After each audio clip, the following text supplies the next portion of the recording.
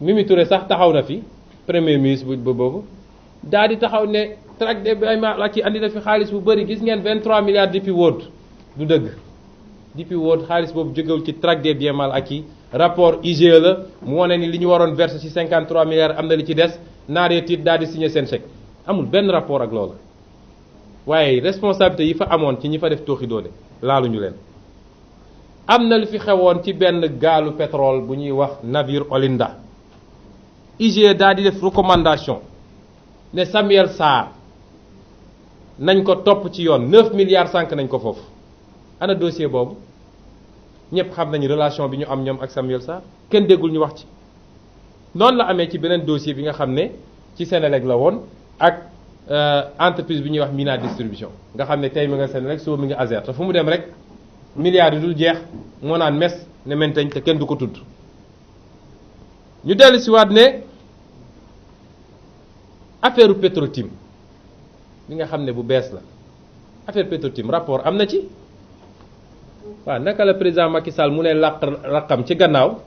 muy ndongi fële Géejawaay di may ay oto di def lu ko neex ba pare bëgg a songu mbokk jàmbur yi na génne rapport boobu parce que li xew ci dossier boobu mara d'Italie te ñoom dong la ñoom i neen dossiers yi su ma ko toppoon bëri na bëriyaay yoo xam ne ñi fi joxe waxoon ne ay kuddu jëndee nañ ko xaw ma ñaata surtout 45 bi loolu lan naa ni kuddu gi moom jamaa la woon tey ñoo ko doon teeru fële Saint-Louis ñoom bay la wan ñi fi def lu ne ci LONASE toog ne Ablaye dama ko yónnee woon loolu mooy seen argument wëlbatiku ne affaire la wax ja jeex na waaw kooku su ñëwee taxaw nañu justice rek laay def dossier Khalifa ak keneen justice rek la kan moo koy gëm ñi fi ne ci salle bi yëpp journaliste yëpp kenn gëmu ko ñëpp xam nañ ni politique dong la du leneen loolu nag moo mënul wéy ci réew mi su ngeen seetloo ñi ma tudd ñëpp dafa am wax yoo xam ne dafa jot ñu wax ko parti ba la ñu bokk ca xeet wala ñu bokk ca deret ba la ñu bokk keneen ku dul loolu moom bis boo amee problème mu ñaar fukk bu yeboo say mbokk waajal la loolu mënuñu koo nangu gis nga équilibre wala li ñu jot a tabaxee Sénégal gi nga xam ne waasoo mosu fee am ay différence yu xeet wala ethnie wala mosu fee am sénégalais nañu xam ni tey ñu ngi koy caaxaane ci réew mi ndax koo fi song jaay ko doole dafa am mbokk de koo fi song jaay ko doole dafa am mbokk te bu ëppee nag tuuru ndax gis ngeen li commencé xew ay Grand Yoff ak yu demee noonu bu ëppee tuuru nit dina jóg xam ni kii ci ñoom la bokk ñu xaar ba guddi dem def fa lu ñu farul def kon nag kilifa yépp wax commencé ko ci kilifa diine yi kilifa aada yi responsable moraux yi citoyens nañu jóg jël seen responsabilité te xam ni ak yi ñu am te ak yooyu depuis des siècles et des siècles la fii dañuy kalante diggante ethnie yi dañuy kalante diggante sant yi mosuñu am problème dañuy seente diggante mankaañ ak joola ak olof ak mosuñu am problème boobu waaye ñeenti at yi li fi xew buñ ci jógul njaaxum am te loolu suñu responsabilité la ñun ñëpp ba tey ci rapport yi am na ci yoo xam ne yëpp jébbal nañ ko procureur directement parce que xam nga ni audit di doxee Sénégal corps de contrôle yi ma lim yëpp kenn amu ci possibilité jël rapport am rek dem jox ko procureur ba mu des benn muy OFNAC bi ko ndaw si defee Nafi Ngom Keïta def ci liggéey bu mucc ayib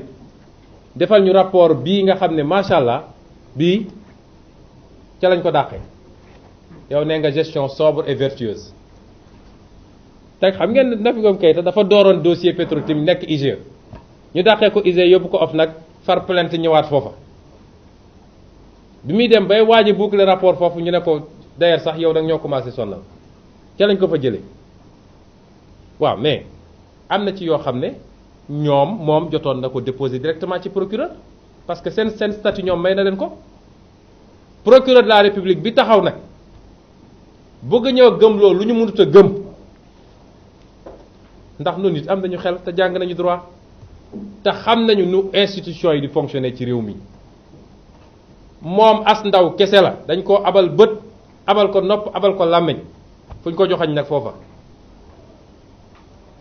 rapport yi comme taxaw na wax ci dossier Khalifa Sall wax ci dossier Abdoul Mbaye nañu wax ci dossier Omar Anne fan la ci toll tax yooyu jiitu foofu moo jiitu te lu garaaw a garaaw fa am ndax dossier Khalifa Sall ñi ngi wax ay 30 millions par weer fële dénonciation bi dafa ne 150 millions par weer la waa ji di yóbbu muy presque 1 milliard 800 bi ñu jiiñ Khalifa Sall ci 8 ans waaye moom mooy borom APR dëkk ba nu mu tudd sax déedéet non moom APR fële la APR Podor wala Njum APR Njum mooy borom APR Njum moo tax kenn du ko tudd kenn du ko wax ñeneen ak ñeneen ñu ni mel ñi ma lim ni ñëpp kenn du leen tudd kenn du leen wax comme moom am na sañ-sañu ñëw taxaw ci kanamu askan wi dossier politique taxaw mu ñëw wax ci na dellu si waat wax ñu dossier fu mu toll lu mat 10 saisinu OFNAC mi ngi ci table am fi mu toll nii te lépp nag seen gestion la procureur fan la ci toll ñu koy waxal nag ni nun kenn duñu xoqatal justice bi dinañ ci wax de kenn mënuñoo tere wax ci parce que nun Sénégal bi ñu amee indépendance dañoo jël li France joxe woon ne attewuñu ci turu yàlla dañoo atte ci turu askan wi waaw noo mu ne atte ci turu ñu sax du wax ndax d'accord na wala ndax kontaan na am de la justice est rendue au nom du peuple sénégalais mu ne d'accorduñu ak président d'accorduñu avec assemblée nationale d'accorduñu ak suñu armée bi doy na waar suñu administration bi doy na waar waaye kenn du wax ci justice mais loolu fu ñu ko teg sol robe noir may la loolu danañ ci wax su dee doxul ni mu war a doxee nee na nag dootul nangu kenn tilimal deru justice ñu tontu ko ni deru justice ko tilimalal boppam te ay magistrat taxaw nañu ne justice amatul indépendance justice nag fu mu amatul indépendance rek dootul justice injustice lay gën a jege union des magistrats nee na la justice n'est pas indépendante xeex na ko fii ci réforme bii ñu dugal nga xam ne bëgg a verrouiller système bi xam nga président Macky Sall ni muy verrouiller système bi mooy ñii ñoo koy songal opposants yi ñii ñoo koy gérer élection yi ñooñu ñëpp nag il fallait ñu mettre leen ci benn situation boo xam ne macha allah union des magistrats ne d'accord ñu def forcing yóbbu seen l'Assemblée nationale bëri nga xam ne cin bu amul kubéer la ñu kii loolu kenn du ko wax pourquoi donc dinañ ko tudd te ñu ngi koy ñaan niñ ko ñaanee président Macky Sall ndax nun lu mel ni CREI yi mosuñ cee d'accord sénégalais yi dañ dul suivre évolution wu nit ñi damay fàttali ni 2012 avril 2012 dañ ma njëkk a invité Sud FM Assou Mbène Kane ma def benn débat maag Moubarak Lo enregistrement baa ngi nii sama téléphone mun naa leen ko jox boobu la ñu annoncé ne dañuy def CREI man leen lii njaaxum la musiba la 21e siècle nga bëgg a andi justice inquisitoire yow sa appareil photo bi rafet na kaay ma denc la Rebeuss nga wax ma foo ko jëlee loolu du justice c'est de l'inquisition te defuñu ko lu dul xeex ay adversaires politiques parce que kan mooy arrêté liste ñuy dem CREI kan moo koy arrêté ci laa ne moom moomu di yóbbu nit ñi CREI président Macky Sall déclaration de patrimoine am mi ngi nii lem ci déclaré te lépp mu am ko ci juróom-benni at ndax bu leen fàtte ni ba bi muy nekk ministre déclaré wu fi ni am na kër lam fa déclaré te déclaration bi sax moom mën nañ cee tey xel ci dara ndax déclaration bu amul compte bancaire wala peut-être compte bancaire bi toll na noo xam ne su ko waxoon nit ñi xam mais suñ ko jëlee noonu mu mel noonu rek ni mu toll ay 35 véhicules ak ay xawma tant de villas ak nangam sooy jàpp ay nit di leen yóbbu CREI ne leen sa ñetti kër yi wax ma noo ko amee te yow nga yor ci lu toll noonu sa jabar yor ci lu toll noonu demal nga taxaw ci kanamu nit ñi nga wax fan nga jëlee xaalis loolu lépp balaa ngay digle càngaay kay nga door ko ci sa bopp loolu lépp politique la ba tax ñun sénégalais yi la ñuy waxal ne leen ñu ngi seetaan de te réew mi ci fitna la jëm ndax su dee yaakaar nañ ni lii mun na xoqatal nit ñi nun de tiitaluñu ragaluñu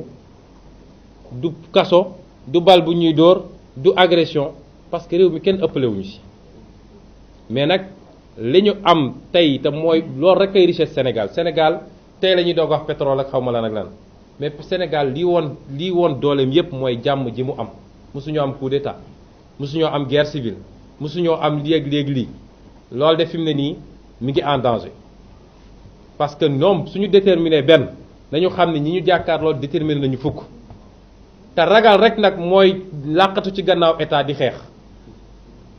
ku ci daan woon tey woo sëñ si yëpp ne leen intervenir leen tey mu tëj ma dégg naa ñenn ñi bi ñu xulee ak Ablaye Wade fu ne dem nañ fa ne daf may tëj ragal rek moo mel noonu ku ci daanu transhumé wala mais loolu jeex na sax léegi daanu transhumé wala daanu jël sa avion dem France mukk fii ngay toog ñu réglé lépp ba mu leer nañ ñu ne nag problème bi am ci mbir mi nag daf ñuy andi ñu waxtaan ci ni ñu yoree alalu réew mi ndax kees boobu ñuy tuddee Khalifa Sall mais moom moo ci gën a tuutile est-ce que sénégalais xam nañ ni président Macky Sall 8 milliards la am ci kees boo xam ne kees bu ñuul kukk la lëndëm kenn xamul lu ci ne moom sax xam naa su duggee day réer kees bu lëndëm kuruus mu koy utiliser rek nu ko neexee te kenn du ko contrôler est-ce que xam ngeen ni Moustapha Niass mi nekk assemblée nationale ñi ngi naan 500 millions peut-être ëpp na ko lañ ko jox ci suñu xaalisu réew mi suñu lempo nga xam ne jaaykatu caaf bii toog fii su génnoon tey dugg ci boutique bi jënd almet ñu ne ko am na TVA 18% yërëmuñu ko sax moom ñu jox leen ko ñoom ñu toog di ko noose comme léegi ñoo ngi cay topp ay nit ñoom nañu andi seen pièce justificative ndax bis bu ne nga dégg ñu ne joxe na 20 millions fële nit ñaa ngay xeex joxe na 10 millions fi nit ñaa ngi xëccoo séddale bi yëpp ngeen gis ñu naan diwa baax ci alalu jàmbur kay yomb na loo xam ne da nga ko kii nga jël jox say mbokk jox say soxna jox say kii ku nekk fu mu romb joxe kees yooyu ñu créé pour entretenir de la clientèle politique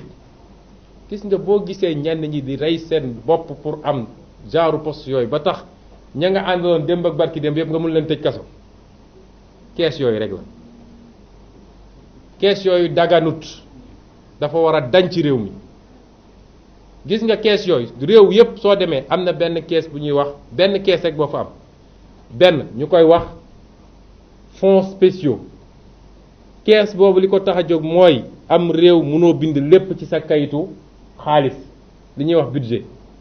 am na ay dépenses yoo xam ne dépense secrète la mooy lu mel ni soo doon dem espionner mooy lu ñëtu xam nga réew dañuy lu ñëtunte xam naa ni crise gambien bi bu mu amee moom Sénégal lu ñëtu na ba bàyyi fay bëtam yooyu mënoo ko bind du lu ñuy bind ci budget mais loolu tekkiwul it dañ la koy jox rek boyal ko am na nuñ koy caytoo ñun am nañ ci ay propositions yu ñu def yoo xam ne dinañ ko rendre public bu soobee yàlla dañ ko war a caytu spécial moom it mais li mu andi li ci coow bi ci laxas yépp mooy financement naka la parti politique sénégalais di amee xaalis naka la parti politique sénégalais di amee xaalis foog ngeen ni nguur gi parti au pouvoir bi xaalis bi passer ni fan la jóge il faut ne ay cotisation la jóge parti foofu soo fi fixé cotisation 10 000 sax nit ñi war la gannaaw xaalis bi ñuy jël ci yu mel nii ak ci yeneen ak yeneen luubal yi ngay gis ci marché public yi yépp dajale xaalis rek pour dem élection su dee président Macky Sall ci boppam moo naan ay directeurs généraux am ku gañewul ci ci élection ma dàq ko yow nommé yow directeur général pour le Sénégal pour mu liggéey da nga ko nommé pour mu dem élection foofu fan lay jëlee lu mu demee élection saa yu dem week-end ñu dagg ci carburant bi dagg truc moo tax soo demee ci ministère yi ki ñu gën a ragal mooy le DAF nuñ koy tuddee sax DAGE bi moom duñ ko tudd mukk ndax moo xam secret mooy dagg di joxe loolu moo fi war a jeex ci réew mi nun de suñu parti gëm naa ni Sénégal ba mu daj nun rek wala su amee ñaar wala ñett ca la yam ñooy respecté li yoon wax mooy at bu ne suñu état financier nañ ko déposé avant le 30 janvier ministère de l'intérieur te yoon dafa ne ku ko deful dañoo war a tas sa parti bi laaj leen Abdoulaye Daouda Diallo bu ngeen ko gisee balaa muy jël temps yëpp nekk foofu di ngur-nguri nu ñuy def ba luubal élection yi laaj leen ko ndax lii mu ngi koy appliqué bu ko appliqué woon de gëm naa ni léegi géew politique bi benn wala ñaari parti fii de ndax kenn respecté wu ko. alors ñu daal di terminer ci ñu yeggali suñu wax ci mbirum gouvernance économique bi mooy mbirum koom-koom. xam ngeen lii lépp su ngeen ko gisee te balaa may tëj boobu sax mu wax ak askan wi ndax lii lépp su amee askan wee taxa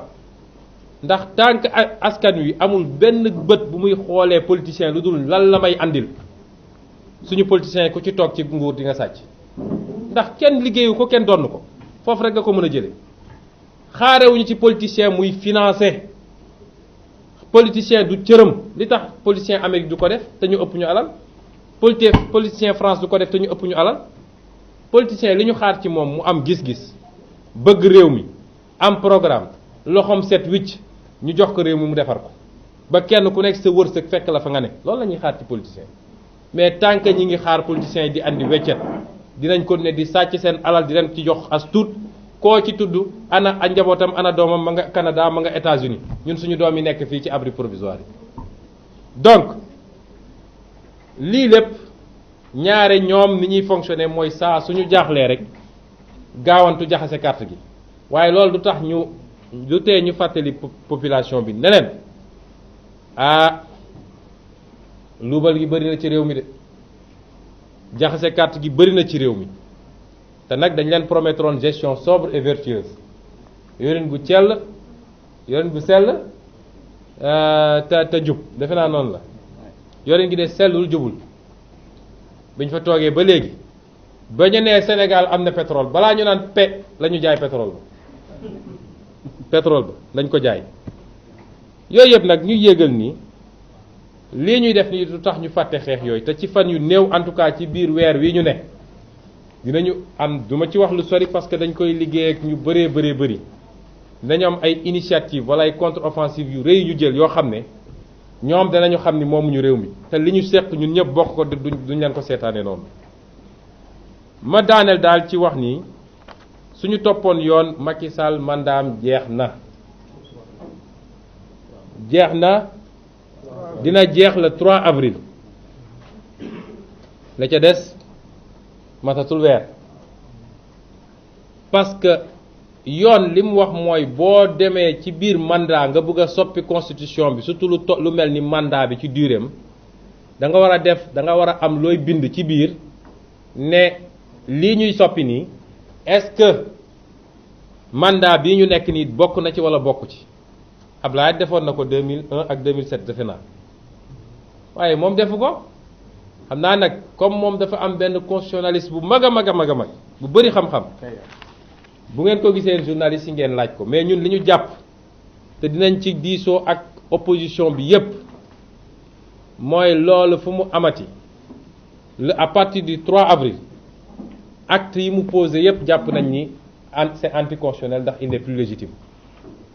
te daañu bind conseil constitutionnel ne ko mu leeral mbir mi amuñu ci nag yaakaar bu bëri ndax ñëpp xam nañ ni fii li ñuy wax haute juridiction dossier bu ñu ne politique a ngi ci mënoo ci am benn yaakaar moom loolu xam nañ ko waaye teewul ba ñëpp xam ni def nañ ko rek su weesoo dinañ saisir cour CEDEAO parce que dañoo bokk ci CEDEAO te mu am ci sañ-sañ même su dee amul pouvoir de contrainte dina wax le droit mais ñu xam ni dootul président bu légitime à partir du 3 avril mun na def forcing nag dem ndax moom jàpp na ni yor na administration yor na arméem yor na lii yor na laa lu ko neex lay def amul kenn ku mu fulaal ci réew mi ñaareelu mandat jaral na ko lu ne ñu leeral loolu nag ci boppu sénégalais yi lii mooy li ñu bëggoon a wax waaye nag di jeel a daaneel ci ñaar rek yu gàtt ci 1 minute